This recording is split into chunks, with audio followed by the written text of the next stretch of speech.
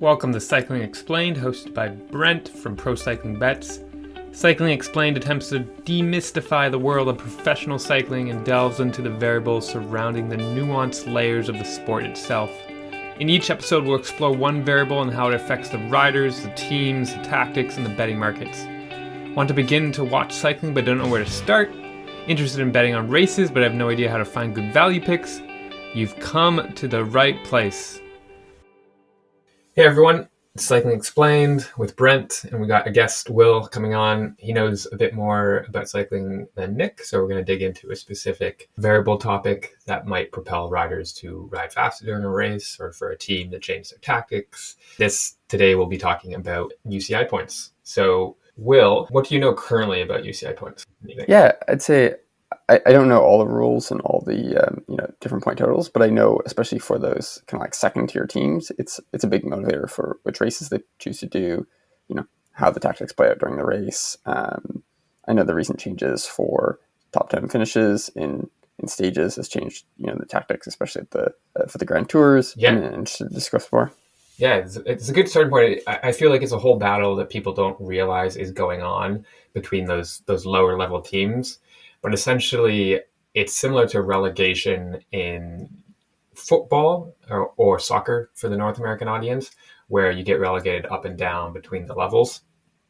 And it was implemented just recently, just a couple of years ago, and it's on a tri-annual cycle, unlike the annual cycle of most teams in soccer, which plays better so that for sponsors coming in, they know that they'll have 3 years compared to 1 year of being with a team, and it just makes that whole process a little bit easier. It's also kind of interesting that it's also for the Olympics as well, so it also plays into the Olympics and how many members can go through the Olympics, which I find quite interesting. But you're right, it's some of those teams are at the top level, like Jumbo-Visma, Ineos. They don't have to worry. They're gonna collect a number of points, and the points they collect, they get by their riders winning stages within Grand Tours, winning races or one-day stage races. And recently, they just had their first relegation last year. So 2 teams moved down and then 2 teams moved up. And there was some caveats there where Israel Premier Tech got to still get invites to all the races because of how this was like the first relegation and they got relegated. They also changed how many points teams get per race. So before classics mattered a lot,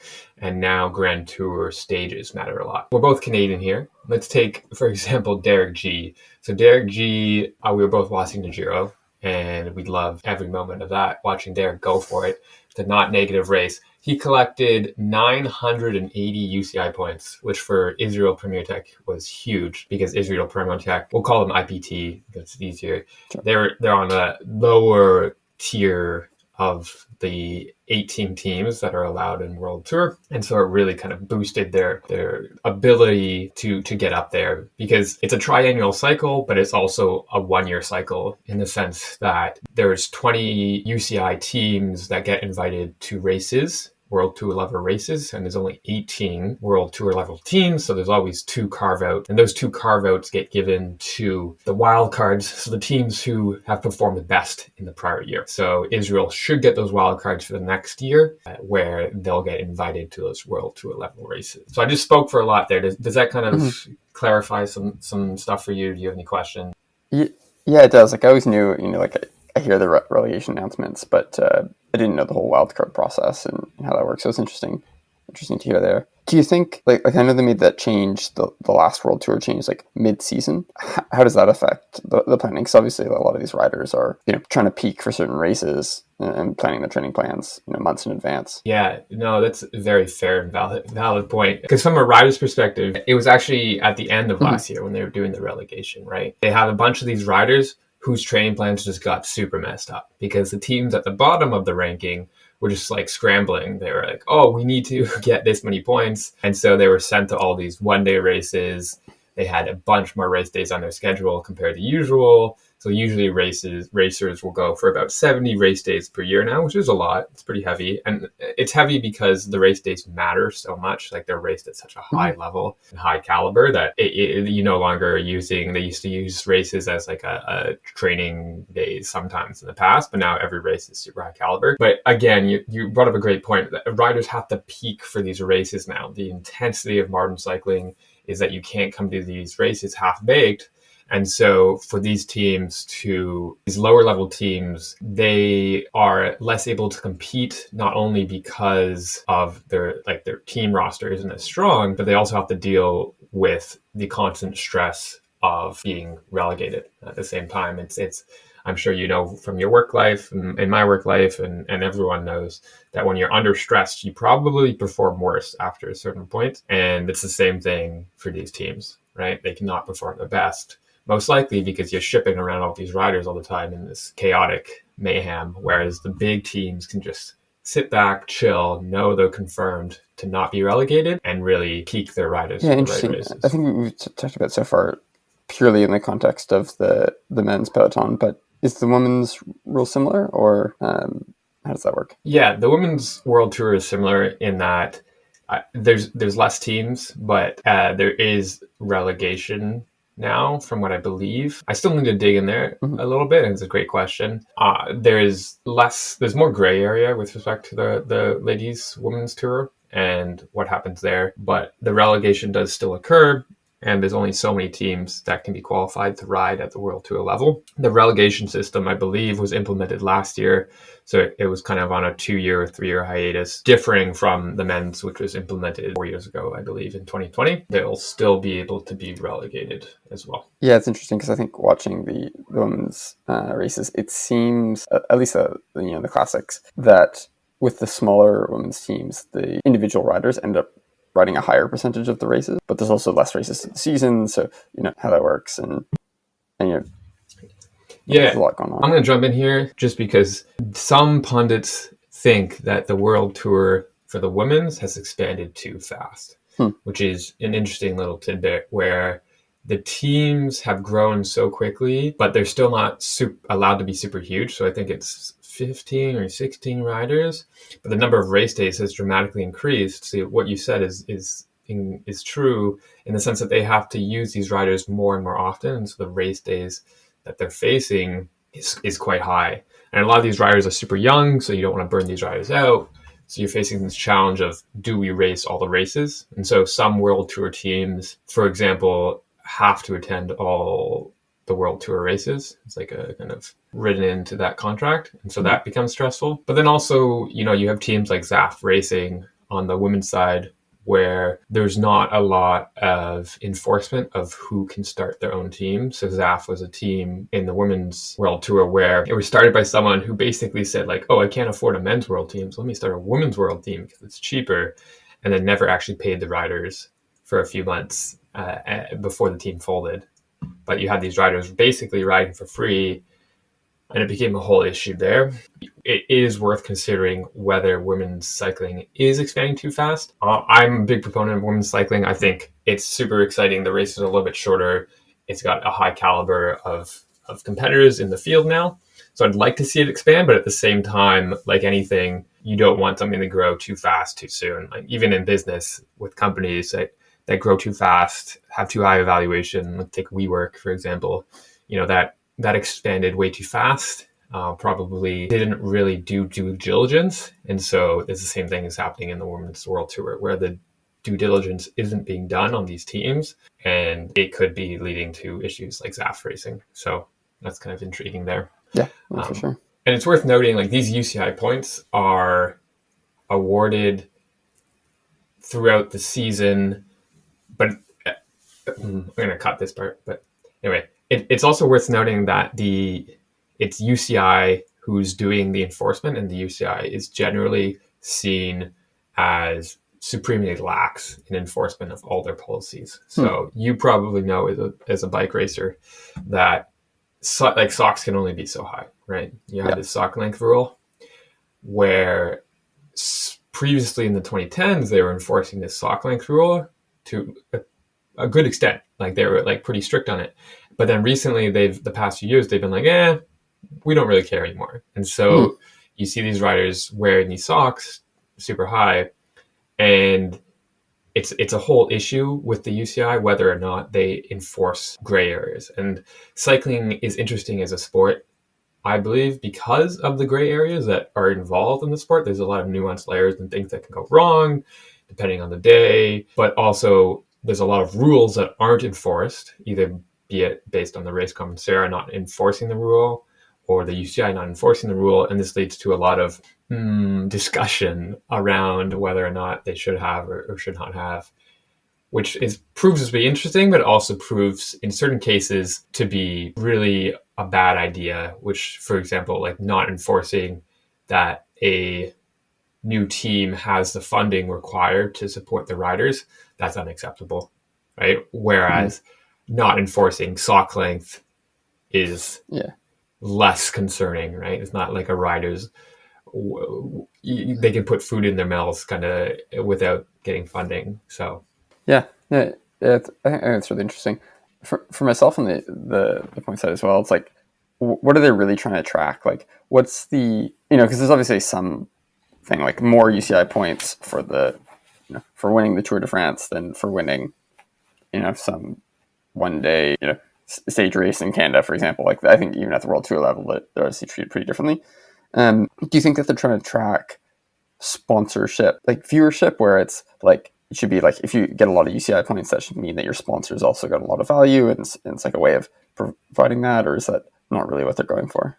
It's not really what they're going for. I think the UCI wanted to have an ability to regulate fairly the caliber of riders and teams that are in certain races, right? So there's less gray area involved. So it's positive in my mind. It's especially positive that in the following years, they'll be implementing this policy where you have to be within the top 50 teams next year to attend a Grand Tour. And I'll get into what that means in a little bit. And then the following year, you have to be within the top 40 best teams. And then the following year after that, you have to be in the top 30 best teams. And so what's that trying to stop is you have 22 teams that will attend the Grand Tours. You have 18 World Tour teams. You have 2 wild cards from the teams who performed best in the prior year.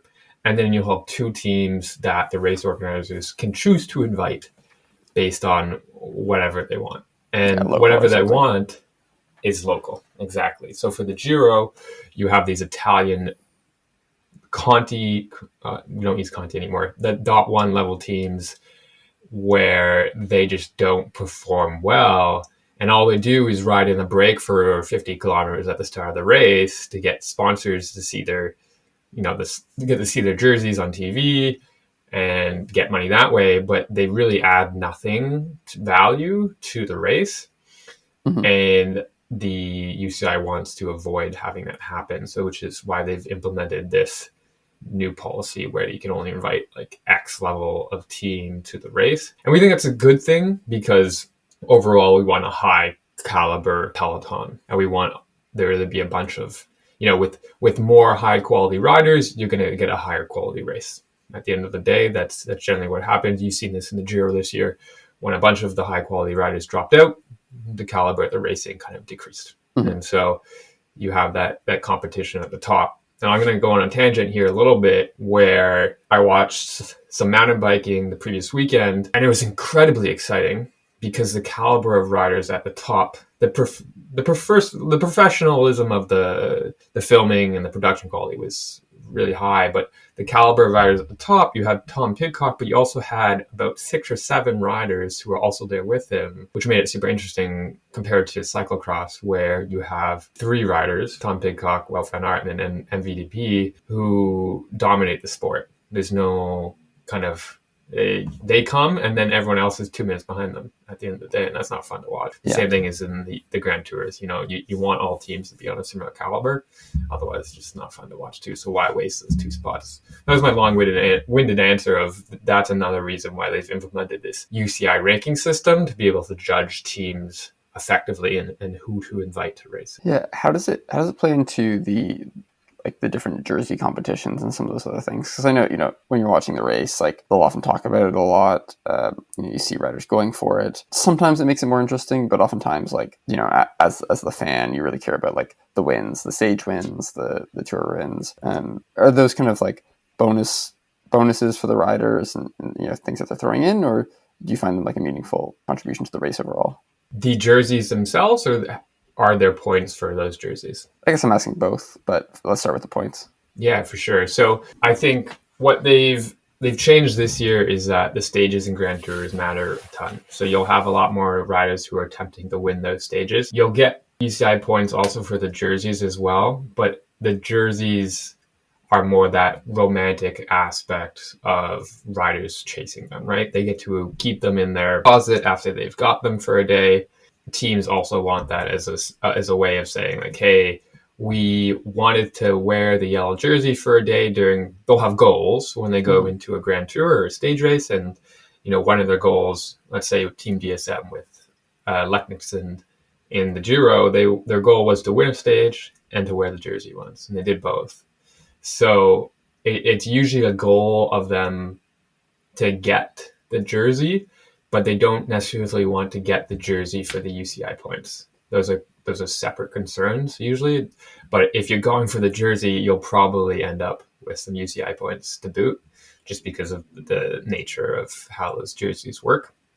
But it does bring up a good point where certain riders now who can stage hunt effectively are more valuable than riders who can't or are not as good at stage hunting. So you actually may be able to, a GC rider who wins the entire Grand Tour may get less UCI points than a rider like Derek G, who comes second in almost every single stage, just because of like the balance of has kind of shifted in that sense, which is kind of intriguing. And it also leads into an interesting discussion around contracts and who signs who and where riders go, because you'll have, this is kind of nuanced, actually quite interesting in the sense that will GC riders now go more to the best teams because the best teams don't care so much about winning stages compared to the stage hunting riders who aren't as good at GC? Will they go to the teams that will need those stages to maintain their World Tour level status by the UCI points? And will that create a cycle? Like it will, because then the lower level teams will never be great at GC because they hire riders who are only good at stage hunting and not good at GC. And the upper level teams hire GC level riders who are good at GC because they don't really need the stage hunters because they already have a bunch of good quality riders. We'll see if that happens. I'll do some analysis maybe later in the year, but yeah. Yeah, I wonder if we saw that this year at the Giro, because it seemed like, compared to past years or the tours, like a really high proportion or like almost no stages were won by the GC riders. Like there was a lot of breakaway wins, even on the other, non-breakaway stages, other riders from the group winning other than the GC favorites. They're just kind of marking each other and almost felt like kind of two separate parallel races. And I guess that's part of cycling to some extent, but I wonder if the points changes contributed to that at all. Yeah, it could very well be. I think it's a really interesting data problem that teams don't necessarily play into. I think there's a bunch of statistics that aren't being done and how that affects everything and how one variable affects another. I believe PCS, Pro Cycling Stats, does a good job sometimes of digging in on one specific aspect of those stats and how it affects the other riders. But I think there's so much more that can be done that isn't done with respect to tactics and how teams make decisions.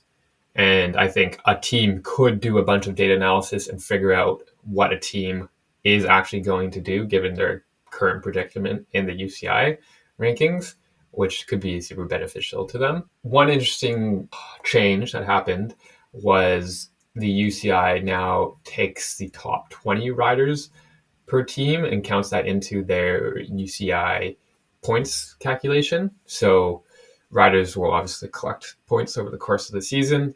And previously, there's 30 riders on a World Tour level team. There's a bit less, I believe, on pro level teams and so on, so forth.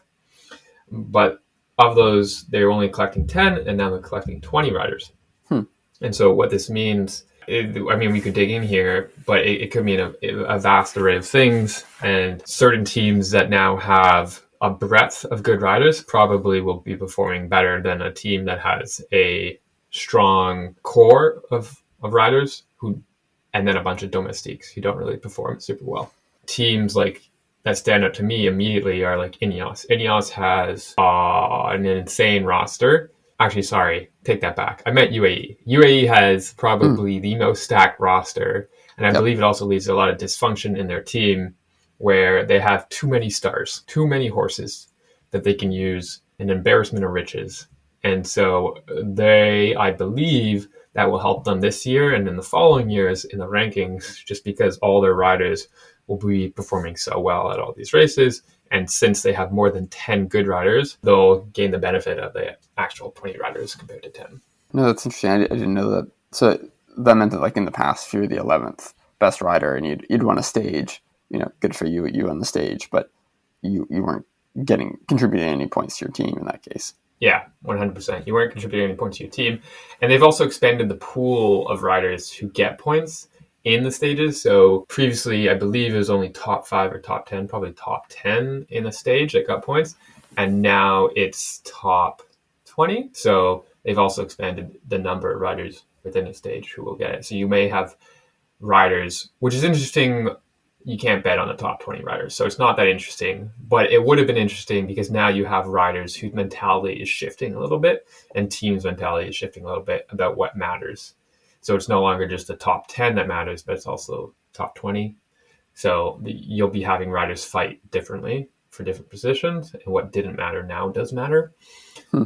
Again, like previously, top 10 is like this kind of romanticized, oh, I came top 10 in the race. And it was exciting and people went for it regardless of the UCI points that were generated. But now you have this added emphasis that top 20 matters. And so you might get a little bit of different racing involved because of this secondary fight that's going on. Yeah, I could definitely see that changing some of the sprint dynamics. Like typically, you'll see like the final lead out riders um, still placing, if not top 10, at least top 20. And so I wonder if that'll change where because they're in that great position, they'll give a strong lead out and then let their teammate come through, but still try and hang on for a little bit harder for a 12th versus a 15th, and nab a little bit of extra points. Yeah, Yep. that may change the amount of racing going on, right? Like versus like just the top people right at the front racing and everyone else can drop them back. Like might make it more chaotic. I don't know.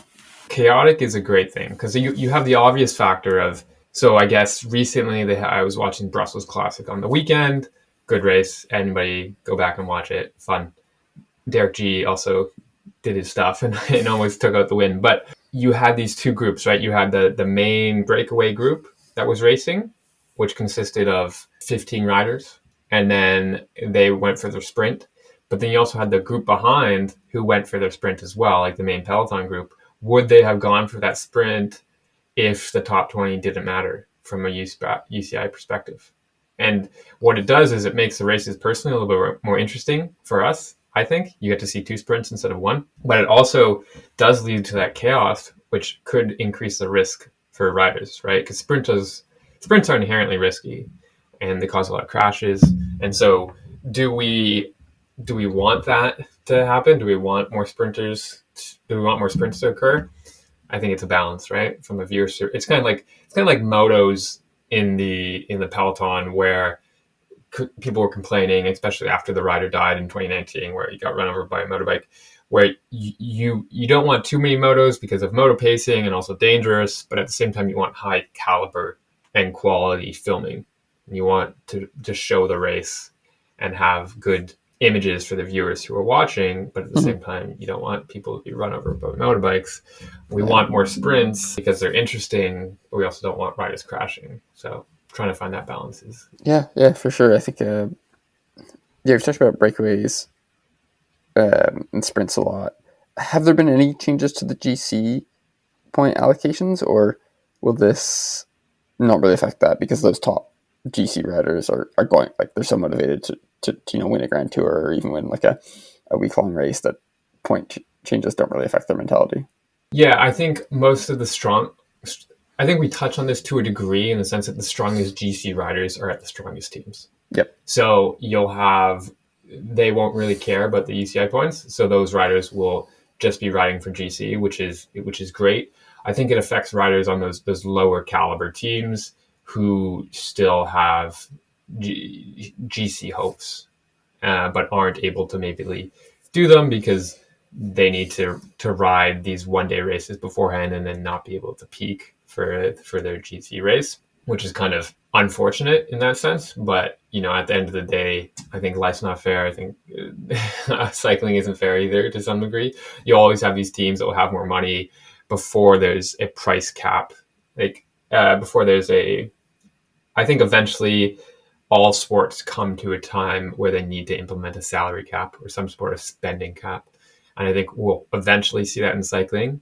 F1 took a while for that to implement. I think it was implemented last year, maybe 2 years ago, where they implemented a salary cap. We saw that in all the professional sports in North America, eventually implemented a salary cap.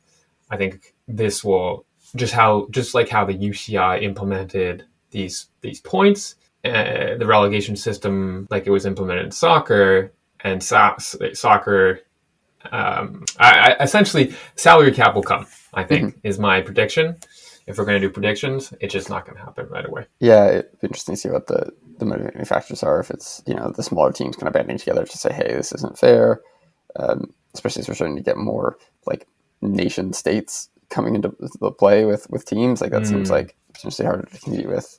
Are you saying that you saying that UAE has unlimited money because they have unlimited oil reserves? Because I'd agree. It seems a little bit unfair that you have teams that basically have infinite money and then teams who are fighting for their life, like Israel Premier Tech, who probably can't afford to pay Derek G what he's worth after the Giro. So we'll see. Yeah, I know it's a challenge to get sponsorships and monies for most of the teams, but obviously some are writing large checks, and as a rider you're not going to turn that down. So changes the game. It does change the game, and it's interesting what makes riders sign with teams. We can probably do a whole other podcast on that.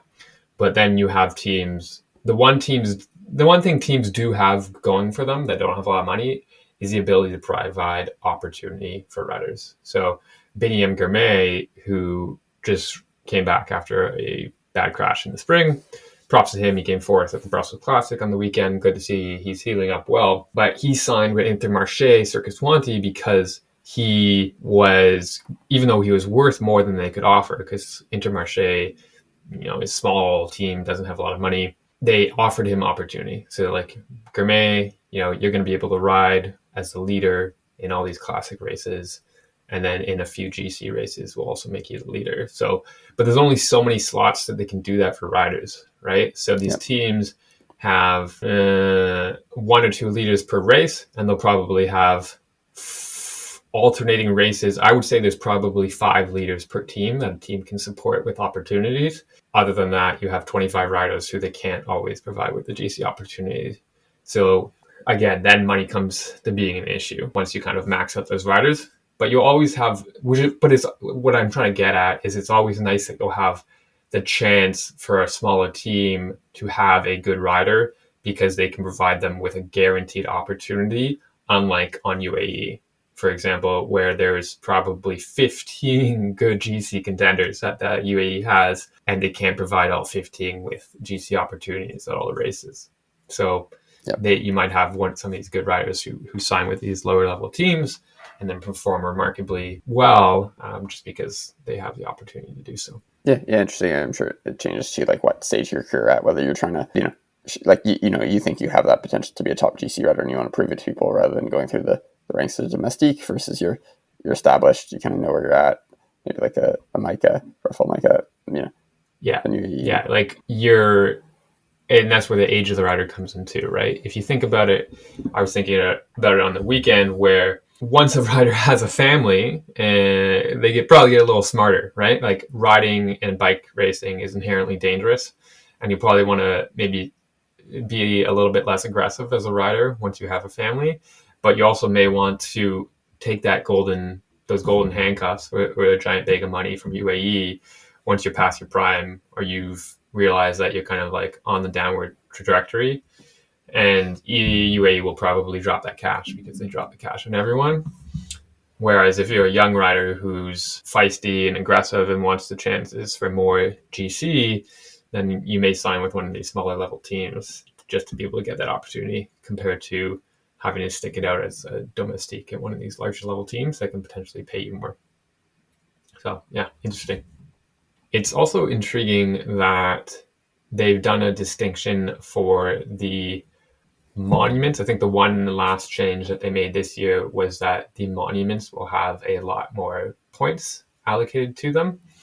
So you'll probably have even greater competition at those monuments than you did in the past. And some teams will send more stacked teams to those monuments, which already increases their kind of status. So that's kind of a little intriguing, but Yeah. we'll see. For the points, do they list out the races one by one, or do they have certain classifications like monuments? We always talk about monuments, and is that a like colloquial concept, or is that a like this is an official designation of this is a monument in the calendar? Yeah, it's a defined concept that there's 5 monuments.